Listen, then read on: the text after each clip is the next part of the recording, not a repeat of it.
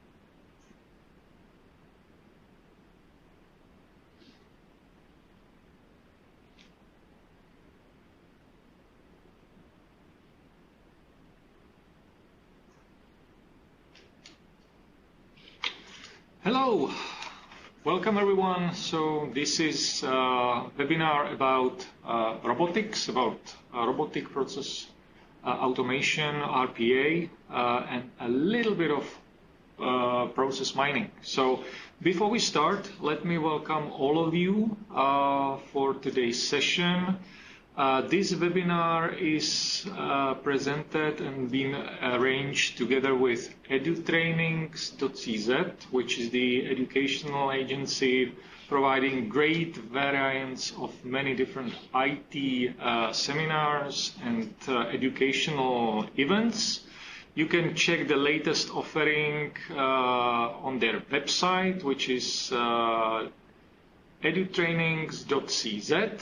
And EduTrainings is not only providing training services and education in Czech Republic, but also for Slovakia. I am your host. My name is Tomáš Kolman. I've been working in the field of robotic process automation for almost 5 years now, and I am working as a business architect and automation architect on various projects, mainly for bigger organizations, either within Czech Republic or in Europe. Before we start, let me briefly remind you that you can post your questions, comments real time using the chat room. So any questions you may have, feel free, post it in the chat. I'll try to look at it from time to time, and I'll try to provide with answers. And also, if there will be any questions, maybe too difficult or too many, I can come back to these questions offline after this webinar. So without further ado, let's kick off and let's walk through what we will cover today. We will have 3 blocks. The first part is about what it is. So RPA, what is it, what it's not. You may have been hearing this term for a number of years now, or maybe months, but one thing is true. So it's everywhere, everybody's talking about it, and it seems that RPA is in, right? I'll be challenging that a little bit. So is it really super something, or maybe this term is a little bit outdated? I'll walk you through a brief history of RPA. We will also cover those 3 main top 3 RPA platforms, which is Blue Prism, Automation Anywhere, and UiPath. We will do a little bit of comparison. There's not that many time for detailed discussion, so we will just touch the surface, but you'll get the idea. And then we will slightly move towards what is it like to augment RPA with some other tools like process mining, for example. This should be an easy introduction session, so apologies for those of you who have vast and broad experience in this field. If there is any terminology that is not that clear, feel free to post your question in the chat room. I'll try to maybe define it better or in more clearer terms. And now let's just start with a brief look at the history. So these days it's been all about automation. So automation is everywhere. Everybody's talking about automation. What it really means is that we are replacing labor-intense, repetitive tasks where historically humans were doing these tasks with machines, right? So for example, factories and manufacturing, as you can see here, for example, automotive industry, this is a great example of automation. What was done by humans a number of years ago, it's now done by machines or robots, so if you will. And these robots now represent the latest technology breakthroughs, and we can see even the entire factory or assembly line where it's even difficult to spot any human being. So that's the traditional physical world, right? But if we look slightly to different environment, which is administrative back office of big organizations, those back offices, have we seen such a drastic and big automation transformation, or we may see something slightly different? The truth is that the traditional back office space and environment has not seen that significant progress from automation perspective.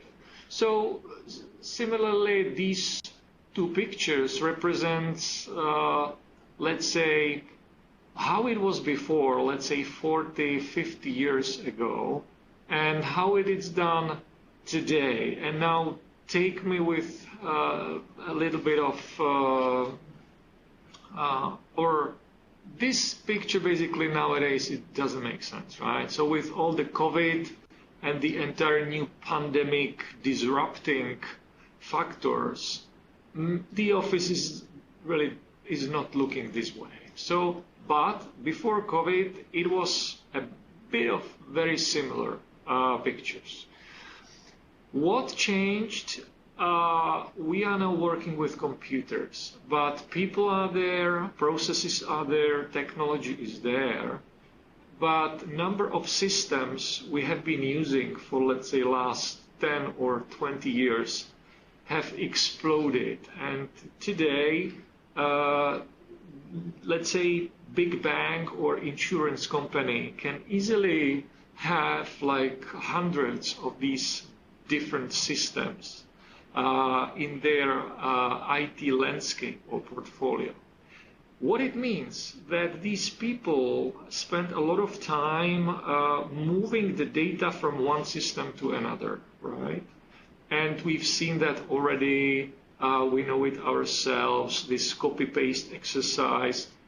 This represents the typical traditional repetitive Monday dull tasks, which potentially can be automated, right? And this is the topic for today's webinar. Here comes the robotic process automation technology and its promise that these repetitive Monday tasks can be automating using this platform. Now, let's start with the problem statement or problem definition for this traditional back office environment. And I know these days we may talk about more like hybrid environment where certain number of roles and teams are really located in the office space. The remaining roles and people, individuals, teams may be distributed in their homes and working remotely, but entire concept has not changed that much. So what is the problem or challenge, whatever you want to call it? So first, there's still a lot of manual and dull work, right? We're talking about retyping data, entering data in the system. This is the work that we still have been doing in our back office environment.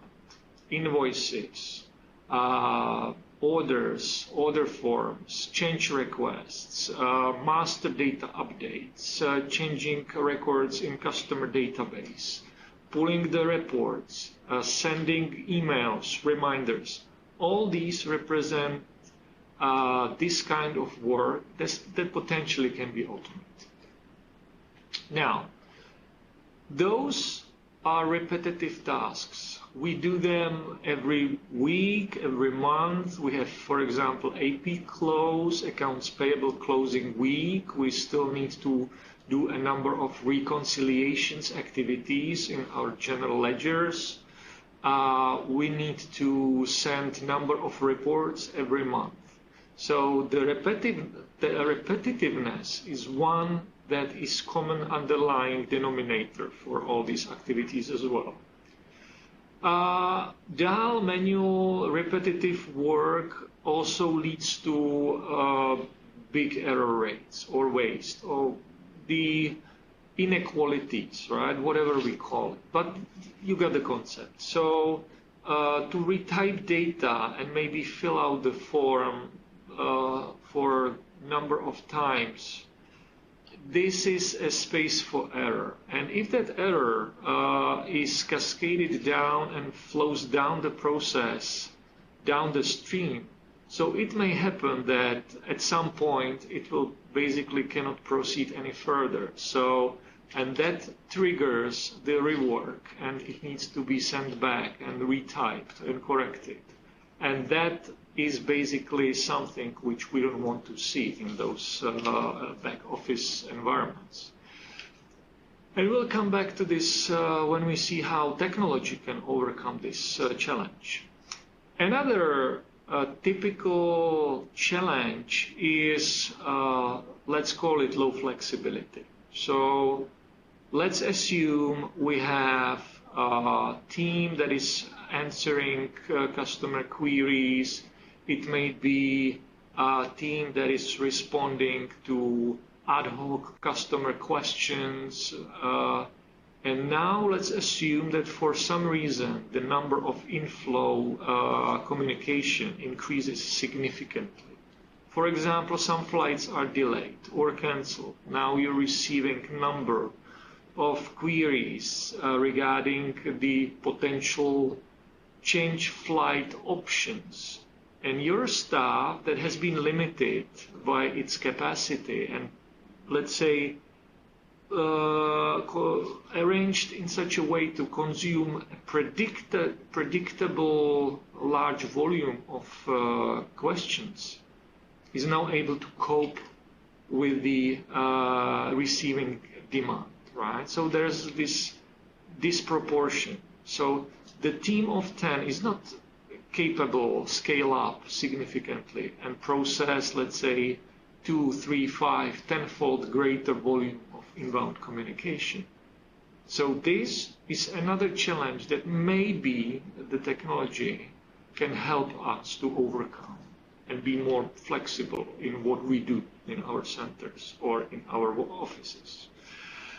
What I have described so far is something that definitely has significant impact to cost to serve parameters. What do I mean by that? Simply that the work is too expensive, that the transactional cost for entering one invoice into SAP, for example, is that costly that we simply are not working efficiently. We are spending too much money just processing these administrative transactions. And there's definitely the notion of improving productivity and decreasing the cost. So it's like equation. The better we are in transactions from the processing perspective, no errors, fast lead times, the simple and standardized process, the higher the productivity, and assuming also the lower the entire cost, right? So the question is, how do we know if we are at the right level from cost perspective? Luckily, that question has been asked so many times already. So, for example, classic example, the accounts payable, processing received invoices and putting them into the system. So the question is, how much money does it cost to process one received invoice from time of receipt till the paying out the amount to the vendor? Entire cost associated with this one simple invoice or one transactions, this can serve as a benchmarking parameter. The studies and researches and case studies were carried out for this very specific case already a number of times. So we know that to process one invoice end to end may cost, let's say, for $2 to $3 US. So this is the benchmark for top performers. Now, if you calculate your cost, if, for example, your organization is processing invoices as well, and you may come to different figure, like $10 US per processed invoice, you may see the delta, the difference between where you are and when the top performers are. And this should give you the indication what is the gap between you and those top performers. How far can you go potentially if you will be working on improving your process, and what you can get back as a benefit from the cost-saving perspective. So all these questions is something that the traditional process improvement initiatives have been asking for a number of years. But now the different factor comes in play, which is we can leverage technology. So we can move faster and be more in much better position from the final benefit perspective. But we're still discussing the problems or challenges that the traditional administration environment has. One that is a little bit dark zone or gray zone is frustration or lower engagement and burnouts or attrition. Basically, people working for too long in such environment are less happier because they feel that their work is something that is really something mundane and dull, and they want to feel a little bit differently. So at certain point in time, they just give up and they say, this environment is not the best place for me, which leads to attrition. And attrition means you need to find the backfill resource. You need to find someone else, get that person trained, and put that person in the team so you get an entire team again. But these are extra costs that are loaded on the operations. So what we have described so far are the traditional typical challenges for administration environment or these back offices. Now, let's pause here for a little bit. We've been bringing up technology, robotics, etc. But let's take a step back and let's look at history for a moment. You may have heard about RPA already, those big 3 players, Blue Prism, UiPath, Automation Anywhere, those top 3 platforms. And don't get me wrong, there are other platforms that can do the same trick or magic, but these 3 players have been most vocal or seen or basically recognized and have been spelled as top 3 platforms for a few years already by now. So let's stick to these 3, but that does not mean that this is the only set of platforms that are currently available in the market. 2013, only 7 years back, is what I would call a spunk era. So here we can see the home pages of these RPA platforms for all 3 players. And as you can see, there was nothing really about what we call RPA today. So only Blue Prism was talking about robotic automation. But the RPA terminology or this abbreviation as such have not yet been invented. So Blue Prism was the only brand or company back then who was positioning themselves like new technology solution for automation of business processes. That's way too obvious. UiPath was rather a tool or solution for automation of any kinds using a graphical interface, this GUI, graphical user interface. Automation Anywhere, which was rebranded or renamed around like after 2000, was their core competence was for IT automations. So they were like regressional testing of new releases. That IT automation domain was their core focal area. But the entire RPA space and terminology was invented around 2014 or close to 15. Now, if we look at where we are today, so there's so many automation tools and platforms, so it's difficult to put them in one pager. And we've seen expansion of so many brands and platforms over the last 5 years. What we were using before these tools was simple tools or options or scripts like Excel macros, for example, or simple Visual Basic scripting language. But with RPA, what was emerging as the big automation enterprise, full enterprise solution.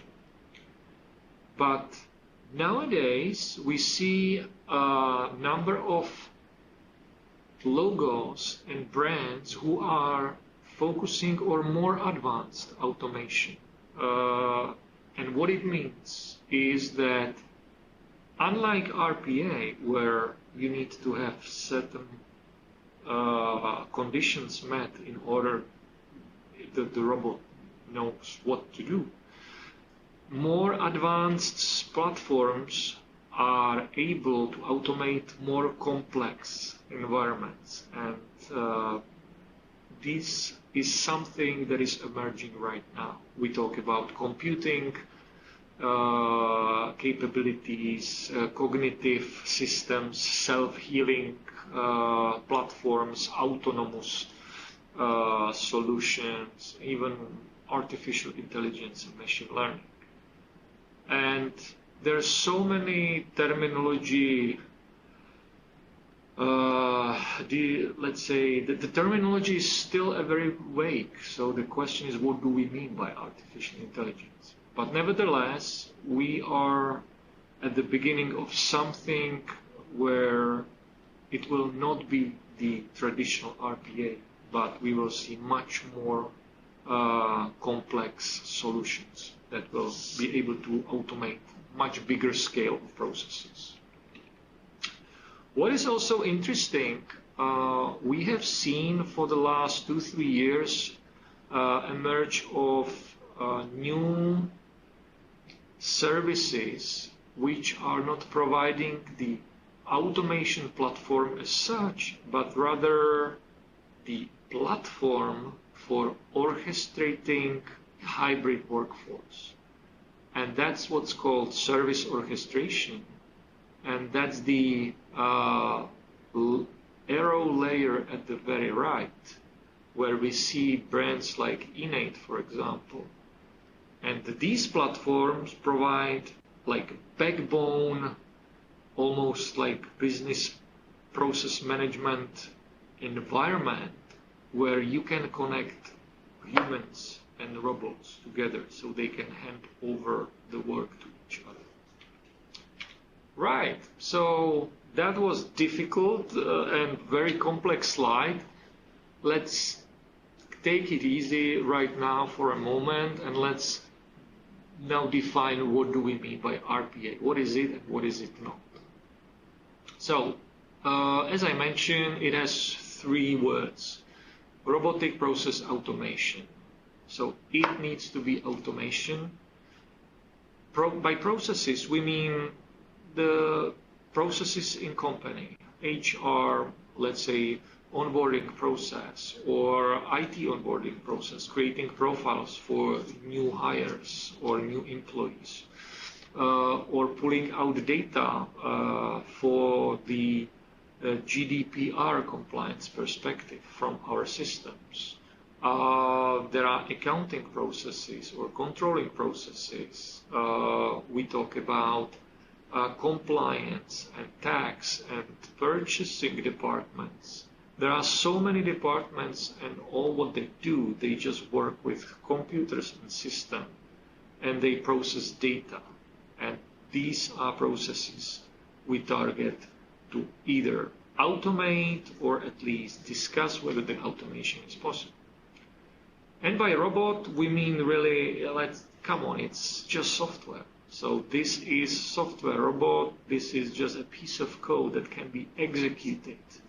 And if that piece of code knows what specifically it should do, it will do it. And it will do it repeatedly. And because it's a piece of code, it runs on a machine, nowadays typically virtual machines, on virtual servers.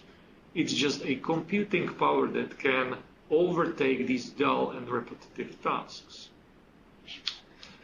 So if we talk about robots, we usually talk about moving data across systems through graphical user interface, but that is just a starting point because current platforms can also invoke the codes and pieces of scripts and use APIs, these interfaces. And so it's not only about mimicking the human user, like moving mouse around the screen. And this robot needs to have clear rule, which is the business rules needs to be agreed and put in code. This is what we need to have and what we see. RPA is not about those physical robots we saw on our automotive slide, but sometimes there's a confusion, like talking to automotive companies about robots, and because for them the manufacturing is so embedded deeply in their mindset and terminology, so that sometimes it's really important to let them understand. But this is about software and about work, administrative work we do on our computers. The robot is definitely not a smart item or individual, whatever. So it cannot reason. When we use RPA, it follows strictly the predefined logic. User can decide, let's say I receive email that, let's say customer is complaining about his flight was delayed, or there was some dirt on the train, and it's a complaint sent to customer department via email.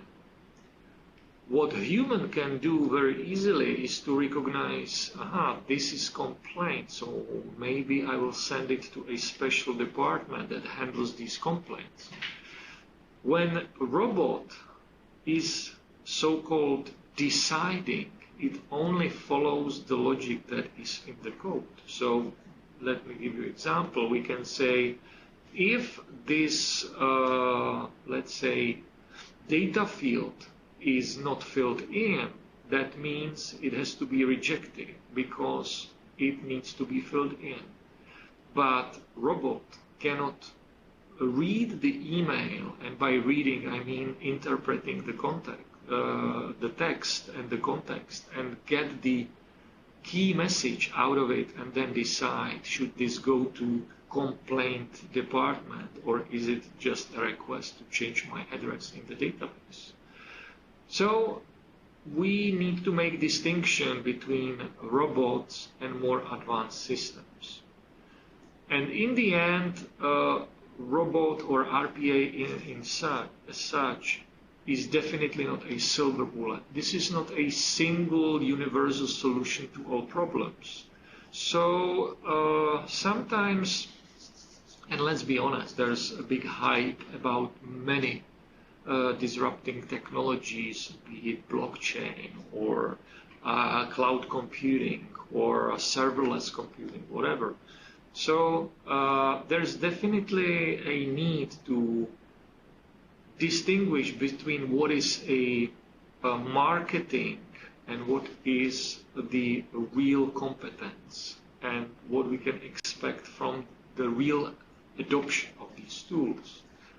sometimes what we have been witnessing is that company is trying to use RPA and those robots for every possible automation scenario, which is not really good idea, because the more robots you have, the bigger the digital staff you have, and the more effort you need to dedicate to the entire maintenance, etc. But maybe sometimes, and it all generates costs, right? The right adoption of these robotic tools is where it has tangible benefit or outcome, positive outcome for the business users, and there is some value behind it. Because let's be frank, that automation tool or this RPA can automate many things, but the right decision where this RPA is really the best solution and where maybe we should do it differently is really what we should challenge and have clear mind when deciding on the usage. And the last, terminology has still not been coined, or I mean, there's still a lot of misunderstanding. So, for example, when one platform talks about a robot or company, it may be a reference to a robotic license in production environment that can be used for automation and running various scripts for many different departments. But some other company can talk about robots while meaning number of different processes that have been automated by this robotic technology. So it can become like a competition between who's got more robots, right? But it doesn't make sense to go this way. So be careful when someone talks about we have 8 robots, what it really means, right? So what's behind? Let's move on. So to make it work, because we've discussed the challenges and we also said what is it and what it's not. In order to make it work, so what is the best environment or situation where this robotic solution is really a good automation engine? First, it must be a rule-based process. It has to be clearly defined by business rules that we can put in written and then translate them into code. And ideally, the path should be standardized, right? If we have so many variations, it's difficult to decide which path we would like to automate. And if we decide to automate all possible paths, there's a great deal of effort needed just to accommodate all these variations. So rule-based process is a condition number one. So the number of transactions, the higher the better, right? If we have, let's say, 5 letters or change requests where someone notifies us to change the data in the master database. To automate this process of updating master records for 5 cases, let's say per month, is different story than if we would have received, let's say, 5,000. So the higher the better. On the other hand, there's some slight caveat, right? Do we process all 5,000 the very same way? Another thing is if we use, so how many systems we use? The more the better. Ideally, if we have only one system, usually, and that's our experience, we can automate it or do it somehow differently. So for example, it's much better to use some inbuilt capabilities in Excel than try to massage the data in Excel by robot, right? But if we want to take the data from Excel and put them in, for example, purchase order system, that is the different story, because macro is working only on the Excel level. But moving the data from Excel to this purchase order system is a data move kind of activity, and the traditional way we just retype it using two screens, one looking at Excel and second entering data into this purchase order system. Traditional automation or the proper solution, let me put it this way, or long-term or seamless, whatever, is direct integration or connector, right? But that's rather the back-end IT project or IT integration.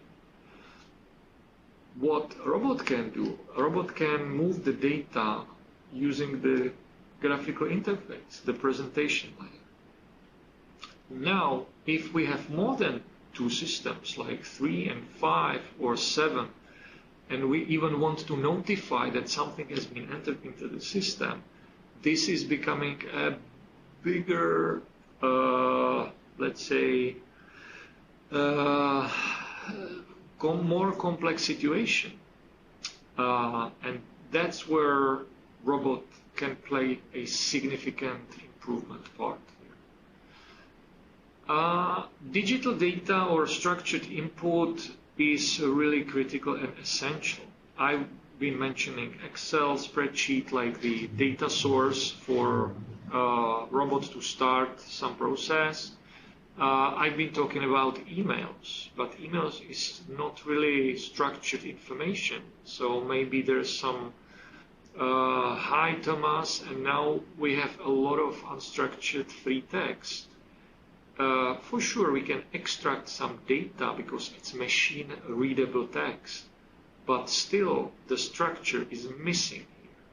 So what a robot really likes is the clear structure, the table, right? So we can address the data in the table and then have the exact, very specific information we need for further processing. And apart from email, because email is just free text, but the computer can read it, yeah? So I can copy paste the body of the message of the email and then paste it into system. But what, for example, if I get the invoice, but it's been scanned and it's imaged? So it's not machine readable text, it's just a number of dots, a lot of dots together. And the robot, and for human it's easy, right? So interpret these dots as, for example, invoice number. It's very easy to spot, but for computer it's a bit tricky task. So what we can do, we can first convert these dots, this image, into machine readable text, and then to get some structure out of it as well. So that's why we've seen so many augmentation of traditional RPA solutions with OCR engines or solutions. By OCR, I mean optical character recognition feature, which basically means conversion of dots into machine readable format. ABI, for example, ABI Flex Capture is one of those examples that can do this trick. But the digital structure data is necessary. Now, what else is good? Standardized process, and we've already touched that point. So if, for example, we are taking data from the purchase order, and now we enter this data into some ERP system, for example, if that processing has been standardized, And there's one simple, clear main path, as we call it. It's easy to automate it if there are some rules. If there are so many unknown on the way, like, but this is the VIP vendor, oh, but this is the difficult situation, we have purchased this kind of service, this is our exception, it has to go some exception route, or this is above some threshold, it has to be approved by someone, etc. If there are so many variations, it is making entire automation by robots more and more difficult. Yeah? What is interesting, we saw the fact that human intervention was something that was completely not needed, right? Or it was required that no human intervention is required. But as we saw, or as we've seen recently, there's more need for human robot collaboration. So we will see much more cases where typically front office, like branch of banks, will be using robots for getting information from client in the front office and entering some data, and during the discussion these data will be validated by robots, and the outcome will come back to that front office person that can use it for further discussion with the client. So all this will be something we will see more and more, and we talk about this attended collaboration or attended robots, or basically that process has both parts, human and robotic.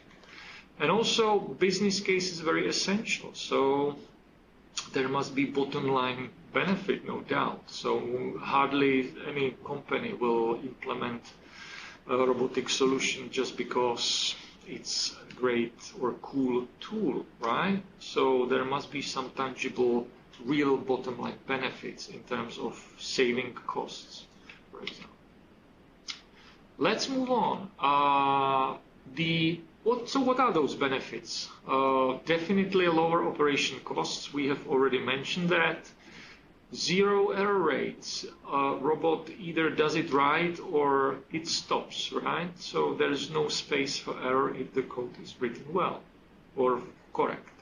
Faster transaction lead times. Audit trail, fully auditable work. Everything that robot is doing is leaving these data stamps which can be tracked and reported on later. Fast deployment. It's much easier to deploy robots on a process rather than go for the traditional backend integration way.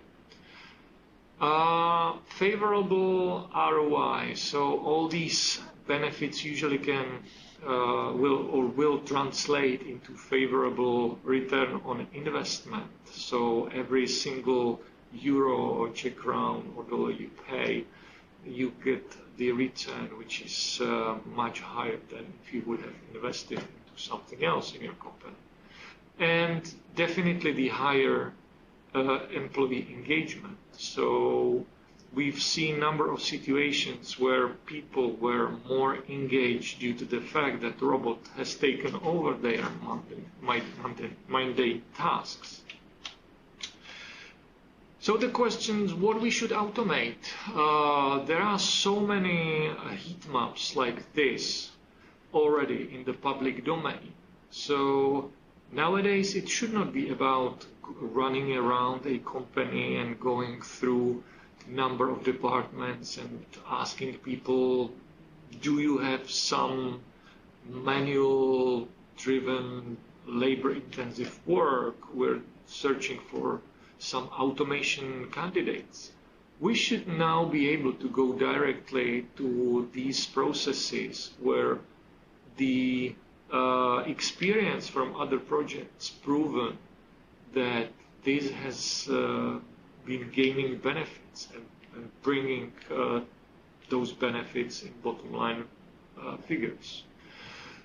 For sure, sometimes we are somewhere in the middle, right? So we have two extremes, candidates and processes where we see high potential, like typical accounts payable, invoice processing, or data entry initiatives, or reports generation and distribution. There are work or type of task on the other side of the spectrum where we see very low automation potential, like let's say qualifying the responses from clients, or reasoning or making some opinions about specific cases, for example, in legal department, or anything that requires expertise from the reasoning perspective is difficult to automate now. And then we have something in the middle, and it will always depend on the context and the company and the team and the process.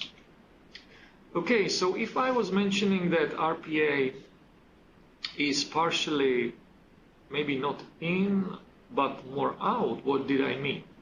I mean, it's not only about RPA these days anymore. So RPA is somewhere in the middle. It's one part, one tool in the toolbox. It's surrounded by other technologies and disruptive solutions, which are based on machine learning and artificial intelligence, process mining, advanced analytics, and other things which we will see more and more. And as Gartner mentioned, we are now talking about hyper-automation. And what it means, it means using machine learning and advanced solutions for accelerating identification of these automation solutions and deploying them faster and on much higher scale. Now, brief look at those top 3 platforms. I'm using the Forrester as the illustrative example, but you may see similar outcomes in other researchers' reports. So we've always seen these top 3 were the leaders in this field, but the situation is evolving, and it depends which aspect you want to examine. So there are so many variations and rankings, but if you cut it short, we've seen these 3, and it was always the question, who's best? Like, what should I buy? The reality is, it doesn't really matter, because what really matters is the culture and the ability of company how to adopt that technology in order to bring some tangible benefits. From the comparison perspective, really there's not many big differences. So it all converged into very similar position, unlike very few exceptions. Recording button is one very favorite question or topic. As you may know, Blue Prism has no recording button, meaning you cannot record the sequence of your process by screen capturing and then tailoring those screens when you're building your code. Automation Anywhere and UiPath, they do have this feature. But have we seen this really means a lot from the entire capability perspective? No, it's just let's say, some feature that it's not there. We've seen discussion about attended and unattended robots. So by attended robot, we mean the robot that collaborates with human. Unattended robot is the one that is able to execute and perform entire process end to end without human intervention. And historically, Blue Prism have been really successful and strong on the unattended side. The attended bots is something maybe where UiPath was advanced and on the forefront. But in general, all these missing parts are somehow overcome by other solutions and additional features that can be integrated into what you have. We've seen a slight difference from the pricing perspective. So, for example, Blue Prism is very simple. You pay for a license of production robot at work, but other platforms may charge you for various components, and it can be a little bit more difficult. But in the end, I think those are just numbers that still you need to calculate. But before you do that, you need to know what is the reason for deploying that technology in your organization. And then we have other dimensions or functionalities like bot stores, where you can store your bots or pre-configured components or pieces of code that can be recycled and downloaded because those are shared in the marketplace alike environment. And the computer vision, the OCR feature that I have been talking about. So nowadays it's been also something that has been taken care of by all three platforms, either by IQBot for Automation Anywhere, or Decipher by Blue Prism, or Abby FlexiCapture partnership with UiPath. You basically have it there. And definitely move to cloud environment has been also significant. And nowadays, every platform can be either successfully deployed and run in on-premise solution or from cloud. Right, so what are the typical challenges? And we're coming to the close of our webinar. So if there are any questions, feel free to use the chat room and I can answer your questions. But let's move on because time's flying. Typical challenges that organizations may have is, where should I start? How to make it right? So should I do it myself, or do I rely on some partner that I can bring in? But in the end, it doesn't really matter, because what really matters is that you have your, let's say, common sense, and you have this willingness to try new things, but to try them with a clear mindset that this is just technology and it has to be used to help you to improve your process performance, right? There are few questions that are being brought up on a quite frequent basis, and these questions are: how should I improve my ability to identify process automation candidates, and how to accelerate deployment?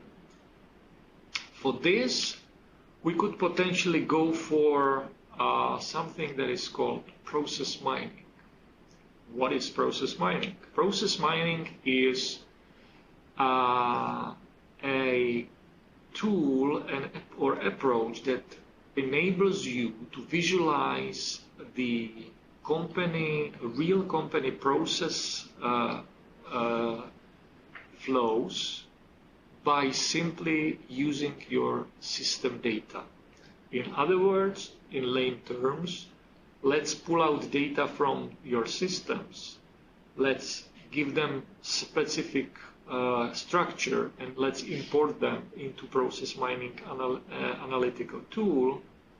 And what we will see the real flow charts of our processes, and these flowcharts or maps are basically a real interpretation of our processes as they run in our organization, because those have been constructed based on system data. It is a new emerging topic. It was a little bit more visible roughly 1 year ago. Since then, it's been more and more popular, and I expect this topic will be still more and more visible and will be discussed along with the robotic process automation technology, because we can get the synergies between these two. Using process mining, we can get more visibility into our processes. We can get better analytical outcomes and diagnostics that can be either real-time or near-time, that we can do on a frequent basis, and we can identify automation improvement candidates that we can automate using RPA tool later. Now, this is how it basically is adding new functionality into traditional continuous improvement approach. And by Mineit, this is the process mining company that we've been working with and that has been providing its tool for a number of years now. And here is something what is also important to understand, because this represents what we call process hierarchy. Because the question is, if we talk about process, what is it? And it has so many layers that we just need to be very specific if we talk about the very high level perspective, or whether we are on the low task level, which meaning the data field level. Right, so that is the last slide. Thank you so much for having your time, for your interest in this topic. It's been great be your host, and thank you to edutrainings.cz, the company that is providing a number of great IT-oriented trainings for Czech Republic and Slovakia. And hope to see you soon, and wish you a lot of luck with any innovation technology that you play with right now, with the mind that in the end there must be some real tangible benefit, and it has to solve some business relevant problem. So thank you all, thank you for listening and watching, and have a great rest of the day. Thank you.